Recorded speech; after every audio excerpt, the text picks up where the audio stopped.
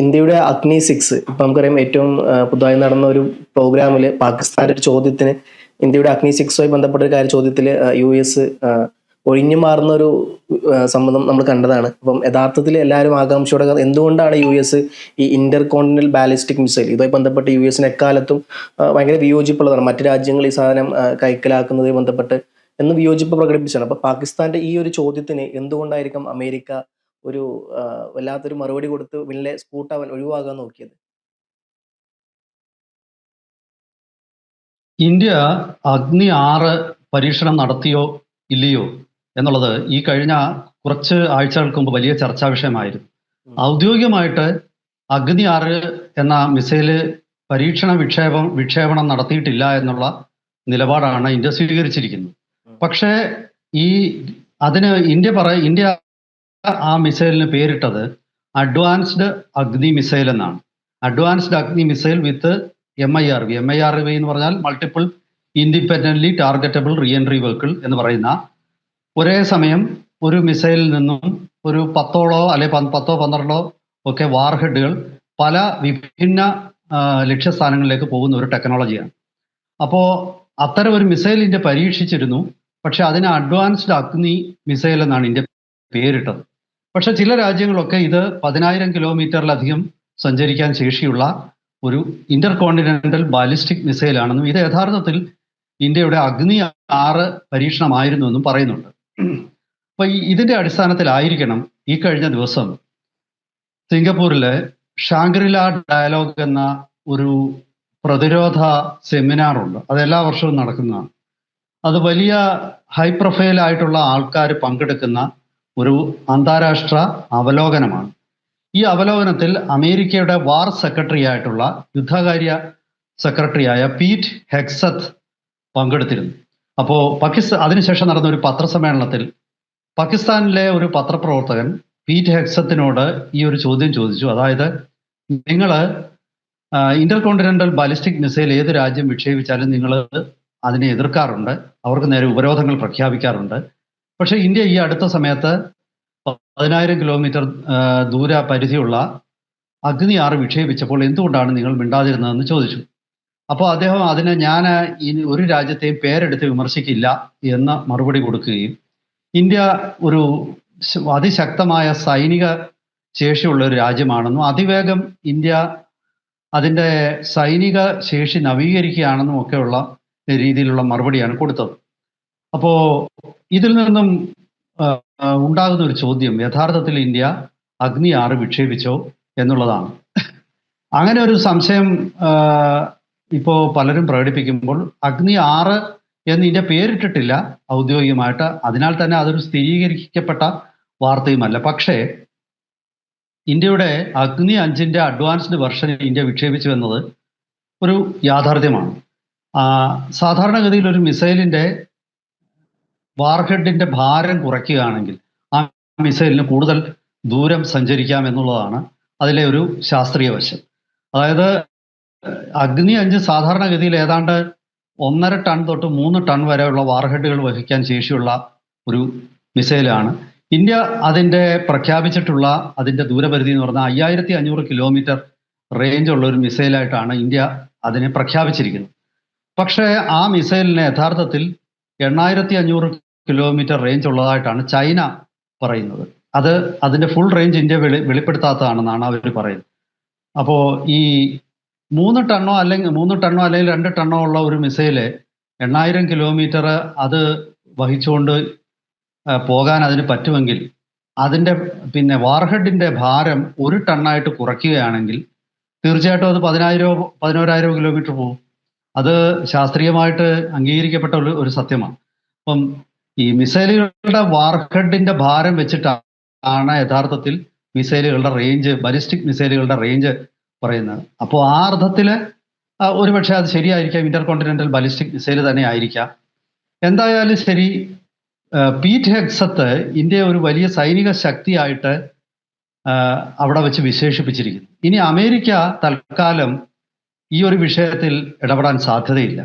കാരണം ഇന്ത്യ ആരുടെയും കയ്യിൽ നിന്നും വാങ്ങിച്ചെടുത്ത ടെക്നോളജി അല്ലത്. ഇന്ത്യ സ്വന്തമായിട്ട് വികസിപ്പിച്ച ടെക്നോളജിയാണ്. അഗ്നി 6 ഉപയോഗിച്ചിരിക്കുന്നത്. അഗ്നി 6 ആണെന്ന് തന്നെ നമുക്ക് കരുതാം. അതിൽ ഉപയോഗിച്ചിരിക്കുന്നത് സ്വന്തമായിട്ട് വികസിപ്പിച്ച ടെക്നോളജി. ഇത് ഏതൊരു ഉപരോധം കൊണ്ടുവന്നാലും പ്രത്യേകിച്ച് പ്രയോജനമൊന്നുമില്ല. അങ്ങനെ ഒരു സ്വന്തമായിട്ട് വികസിപ്പിച്ച ഒരു രാജ്യം വികസിപ്പിച്ചെടുത്ത ടെക്നോളജി അതിൽ പുതിയ ഏതെങ്കിലും ഒരു ഉപരോധം പ്രഖ്യാപിച്ചിട്ട് ഇന്ത്യയെ ഇന്ത്യയെ വെറുതെ പ്രകോപിപ്പിക്കാമെന്നല്ലാതെ അതിനപ്പുറത്തേക്ക് ഇന്ത്യയുടെ ഒരു ബലിസ്റ്റിക് മിസൈൽ പ്രോഗ്രാമിനെ അമേരിക്കയ്ക്ക് ഒരു തരത്തിലും തടയാൻ പറ്റുന്നില്ല. അതൊന്നാമത്തെ വിഷയം. രണ്ടാമത്തെ വിഷയം, ഇന്ത്യയെ സംബന്ധിച്ചിടത്തോളം അതിലെ ഈ ഒരു ബലിസ്റ്റിക് മിസൈലിൽ സാധാരണ പ്രധാനപ്പെട്ട 2-3 ഘടകങ്ങളുണ്ട്. ഒന്ന് അതിൻ്റെ സീക്കർ എന്ന് പറയുന്ന ഭാഗങ്ങളാണ്. രണ്ടാമത്തേത് അതിൻ്റെ എയ്സ റഡാർ എന്ന് പറയും, മിനിയേച്ചർ റഡാറുകളാണത്. അതിൻ്റെ പിന്നെ അത്തരം സംവിധാനങ്ങളാണ്. പിന്നെ അതിൽ ഉപയോഗിച്ചിരിക്കുന്ന കോമ്പസിറ്റ് മെറ്റീരിയലുകൾ.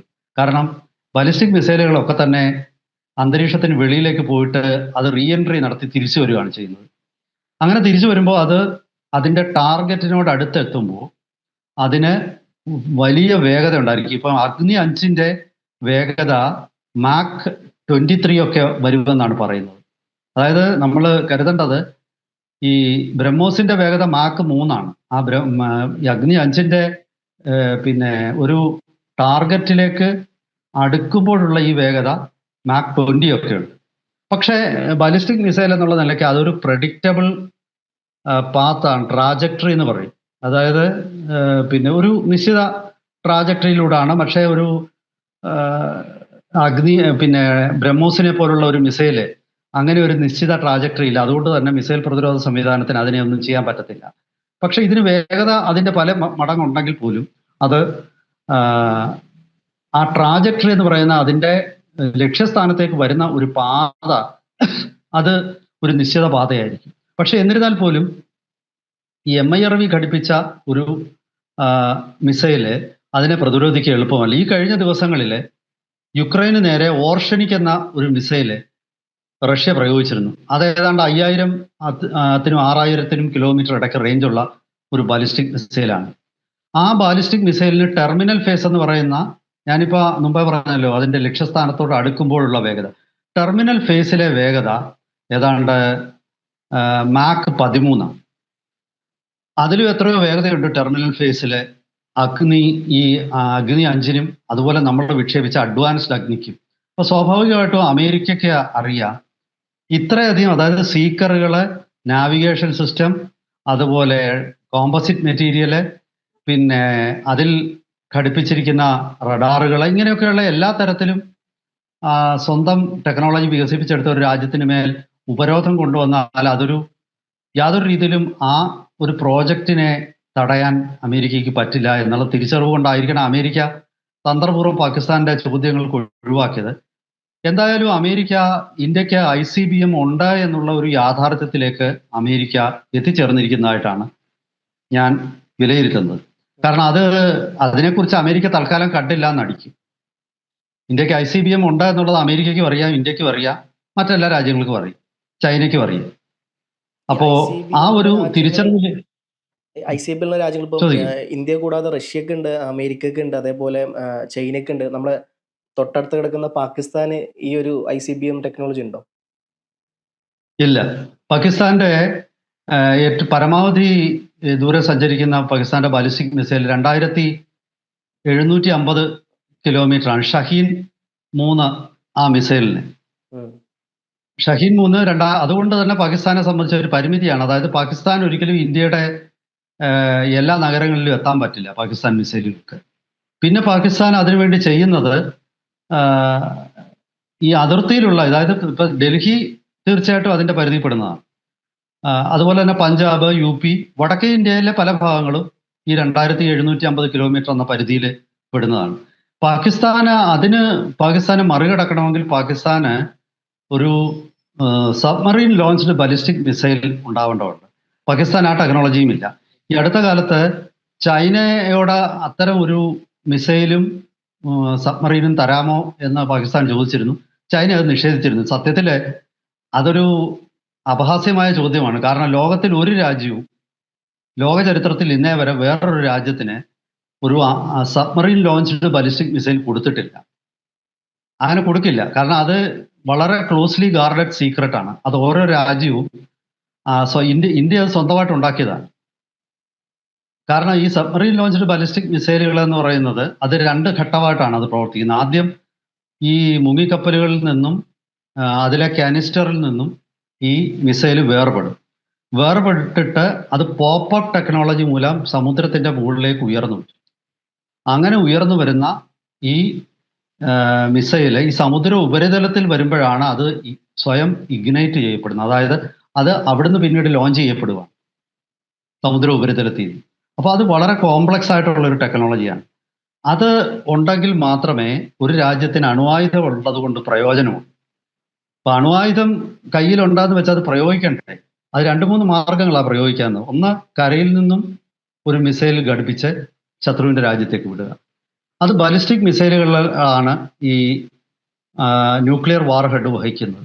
പക്ഷേ അവിടെ ഒരു പരിമിതി എന്ന് പറയുന്നത് ഈ ബാലിസ്റ്റിക് മിസൈലുകൾ, ഞാൻ ആദ്യം പറഞ്ഞ, അതൊരു പ്രഡിക്റ്റബിൾ പാത്തിലൂടെയാണ് വരുന്നത്. അതുകൊണ്ട് തന്നെ അതിനെ പ്രതിരോധിക്കാം.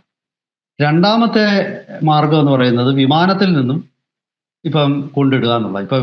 ഇപ്പോഴത്തെ ഒരു കണ്ടീഷനിൽ വിമാനങ്ങൾ ഇന്ത്യ പോലൊരു രാജ്യത്തിന്റെ അതിർത്തി ലംഘിക്കാൻ പറ്റില്ല. കാരണം അത് വെടിവെച്ചിടപ്പെടും. പാകിസ്ഥാന്റെ അന്തരീക്ഷത്തിൽ വെച്ച് തന്നെ S-400 അല്ലെങ്കിൽ ബറാക്ക് 8 ഒക്കെ പോലുള്ള പ്രതിരോധ സംവിധാനങ്ങൾ അവരുടെ അതിർത്തിക്ക് ഉള്ളിൽ വെച്ച് തന്നെ അതിനെ വെടിവെച്ചു. പിന്നെ പക്ഷേ ഈ സബ്മറീൻ ലോഞ്ച്ഡ് ബാലിസ്റ്റിക് മിസൈലിന്റെ ഒരു ഗുണമെന്ന് പറയുന്നത് ആ അന്തർവാഹിനി എവിടെയാണെന്ന് ആർക്കും ലൊക്കേറ്റ് ചെയ്യാൻ പറ്റത്തില്ല. ഒരു അന്തർവാഹിനിയിൽ സാധാരണ ഇതിൽ ഇപ്പൊ ഇന്ത്യയുടെ K4 പിന്നെ അതുപോലെ K-15 ഇങ്ങനെ രണ്ട് സബ്മറീൻ ലോഞ്ച്ഡ് ബാലിസ്റ്റിക് മിസൈലുകളാണ് ഇന്ത്യക്കുള്ളത്. അത് രണ്ടും അരിഹന്ത് ക്ലാസ് സബ്മറീൻസിലാണ് ഘടിപ്പിച്ചിരിക്കുന്നത്. ഇത്തരം ബാലിസ്റ്റിക് മിസൈല് നമുക്ക് ഒരു അന്തർവാഹിനിയിൽ ഘടിപ്പിക്കണമെങ്കിൽ അണുശക്തി കൊണ്ട് പ്രവർത്തിക്കുന്ന അന്തർവാഹിനി ഉണ്ടായാലേ പറ്റൂ. അണുശക്തി കൊണ്ട് പ്രവർത്തിക്കുന്ന ഒരു അന്തർവാഹിനി നിർമ്മിച്ചിട്ട് വേണം ഈ സബ്മറീൻ ലോഞ്ച്ഡ് ബാലിസ്റ്റിക് മിസൈൽ അതിൽ ഘടിപ്പിക്കണം. എന്നിട്ട് വേണം നമ്മൾ പരീക്ഷണം നടത്താൻ. സ്വാഭാവികമായിട്ടും ഞാൻ ഈ പറഞ്ഞ ഈ 2 കാര്യങ്ങൾ വളരെ ക്ലോസ്ലി ഗാർഡഡ് സീക്രട്ടാണ്. അത് ഒരു രാജ്യവും വേറൊരു രാജ്യത്തിന് കൊടുക്കില്ല. ഇപ്പൊ ചൈനയോട് അങ്ങനെ ഒരു അന്തർവാഹിനിയും അതുപോലെ തന്നെ മിസൈൽ സഹിതം തരാവോ എന്നാണ് പാകിസ്ഥാൻ ചോദിച്ചത്. പരസ്യമായിട്ട് തന്നെ അത് കൂടുതലൊന്നും ആലോചിച്ചില്ല ചൈന. അവർ തരാൻ പറ്റില്ല എന്നുള്ളത് തീർത്തു പറഞ്ഞു. അപ്പോൾ പാകിസ്ഥാനെ സംബന്ധിച്ച് അവരുടെ അണ്വായുധം പ്രയോഗിക്കാനുള്ള 2 ഓപ്ഷനാണ്. ഒന്ന്, ഈ ഷഹീൻ മിസൈലില് ന്യൂക്ലിയർ വാർ ഹെഡ് ഉണ്ടാവും. അതുപോലെ തന്നെ F-16 വിമാനത്തിന് ന്യൂക്ലിയർ ബോംബ് ഘടിപ്പിക്കാം. പക്ഷെ അത് പരിമിതിയുണ്ട്. അത് 90% അത് ആ രാജ്യത്തിന്റെ മുകളിൽ വെച്ച് തന്നെ പൊട്ടിത്തെറിക്കാനാണ് സാധ്യത. അതുകൊണ്ടാണ് പാകിസ്ഥാൻ ഈ ഒരു ടെക്നോളജി അതിനുവേണ്ടി അന്വേഷിക്കുന്നത്. സ്വാഭാവികമായിട്ടും ആരും അത് കൊടുക്കില്ല. സ്വന്തമായിട്ട് വികസിപ്പിച്ചേ പറ്റൂ. ഇന്ത്യ 1970 തൊട്ട് ഉള്ള ഗവേഷണത്തിന്റെ ഫലമായിട്ടാണ് ഇന്ത്യ ആണവ ശക്തി കൊണ്ട് പ്രവർത്തിക്കുന്ന അന്തർവാഹിനികൾ നിർമ്മിച്ചത്. അതുപോലെ തന്നെയാണ് ഈ സബ്മറീൻ ലോഞ്ച്ഡ് ബാലിസ്റ്റിക് മിസൈൽ. ഇപ്പൊ ഏറ്റവും ഒടുവിൽ നമ്മൾ KS-5 എന്ന സബ്മറീൻ ലോഞ്ച്ഡ് ബാലിസ്റ്റിക് മിസൈൽ പരീക്ഷിച്ചിരുന്നു. അതിന്റെ പോപ്പപ്പ് ടെസ്റ്റ് നടത്തിയിരുന്നു. അതിന് 6000 കിലോമീറ്റർ റേഞ്ച് ഉണ്ട്. K4 ഇപ്പോൾ നമ്മൾ ഓപ്പറേഷണലൈസ് ചെയ്തിരിക്കുന്ന മിസൈലിന് K4 ആണ്. ആ K4ന്റെ റേഞ്ച് 3500 കിലോമീറ്റർ ആണ്. K-15ന്റെ റേഞ്ച് വെറും 750 കിലോമീറ്റർ ആണ്. അപ്പോൾ ഈ K-5 ഓപ്പറേഷണലൈസ് ചെയ്യുമ്പോഴാണ് യഥാർത്ഥത്തിൽ ഇന്ത്യ ഒരു വലിയ ശക്തിയായിട്ട് മാറാൻ പോകുന്നത്. അതായത് ചൈനയെയോ അല്ലെങ്കിൽ ഈവൻ US-നെ നേർക്ക് തന്നെ അത് പ്രയോഗിക്കാം. K-5നോടൊപ്പം K-6 നമ്മൾ പരീക്ഷിച്ചുകൊണ്ടിരിക്കുകയാണ്. K-6ൻ്റേത് 8000 കിലോമീറ്ററിലധികം റേഞ്ച് ഉണ്ട്. ഇതിൻ്റെയൊക്കെ ഗുണമെന്ന് പറഞ്ഞാൽ ഇപ്പം K-5 6000 കിലോമീറ്റർ റേഞ്ച് ഉള്ള ഒരു മിസൈൽ ആകുമ്പോൾ ഒരു ചൈനയുടെ ടെറിട്ടോറിയൽ ഷോർ തീരത്ത് നിന്നും ഒരു 4000 കിലോമീറ്റർ അപ്പുറത്ത് കിടക്കുന്ന ഒരു അന്തർവാഹിനിയിൽ നിന്നായിരിക്കും ഈ മിസൈൽ ലോഞ്ച് ചെയ്യുന്നത്. അപ്പോൾ ഒരു തരത്തിലും ആ മിസൈൽ അന്തർവാഹിനിയെ ലൊക്കേറ്റ് ചെയ്യാൻ പറ്റില്ല. അപ്രതീക്ഷിതമായിട്ട് എത്തുന്ന ഒരു മിസൈലായിരിക്കും. അതിൻ്റെ ആ അൺപ്രഡിക്റ്റബിലിറ്റിയാണ് അതിനെ ഇന്റർസെപ്റ്റ് ചെയ്യാൻ പറ്റാത്തതിൻ്റെ ഒരു കാരണം. പാകിസ്ഥാനെ സംബന്ധിച്ചിടത്തോളം പാകിസ്ഥാന് ഇങ്ങനെയുള്ള ആയുധങ്ങളൊന്നും തന്നെ ഇല്ല. പാകിസ്ഥാന് അതുകൊണ്ട് തന്നെയാണ് പാകിസ്ഥാനെ സംബന്ധിച്ചിടത്തോളം പാകിസ്ഥാന്റെ ന്യൂക്ലിയർ ഡോക്ട്രിൻ ഇപ്പൊ വേറെ.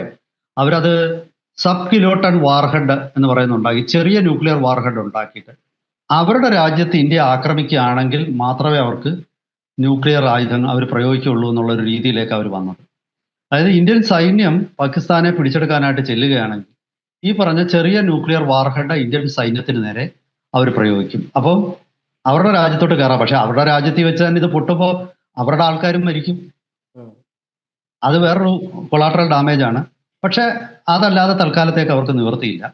അവർക്ക് അങ്ങനെയുള്ള ആയുധങ്ങൾ ഇപ്പോഴില്ല. പക്ഷെ ഈ 10,000 കിലോമീറ്ററിലധികം റേഞ്ചുള്ള ബാലിസ്റ്റിക് മിസൈലുള്ള വേറൊരു രാജ്യമുണ്ട്. അത് നോർത്ത് കൊറിയ. നോർത്ത് കൊറിയയ്ക്ക് 10,000 കിലോമീറ്റർ അധികം റേഞ്ചുള്ള ഡോങ്ഫെങ് അങ്ങ് എന്തോ ഒരു, ഞാൻ ആ പേര് മറന്നുപോയി, അങ്ങനെ ഒരു മിസൈൽ അവർക്കുണ്ട്. ഇപ്പം ഈ 10,000 കിലോമീറ്റർ അധികം റേഞ്ചുള്ള മിസൈലുകളുടെ പേര് പറയുമ്പം അമേരിക്കയുടെ മൈന്യൂട്ട് അല്ല മിനറ്റ് മാൻ, പിന്നെ റഷ്യക്ക് അതുപോലെ ഉണ്ട് ഈ സാത്താൻ എന്ന് പേരിട്ടിരിക്കുന്ന ഒരു മിസൈലുണ്ട്, ചൈനയ്ക്കുണ്ട്. ഇതെല്ലാം തന്നെ 14,000 കിലോമീറ്റർ 15,000 കിലോമീറ്റർ ഒക്കെ റേഞ്ചുള്ള മിസൈലുകളാണ്.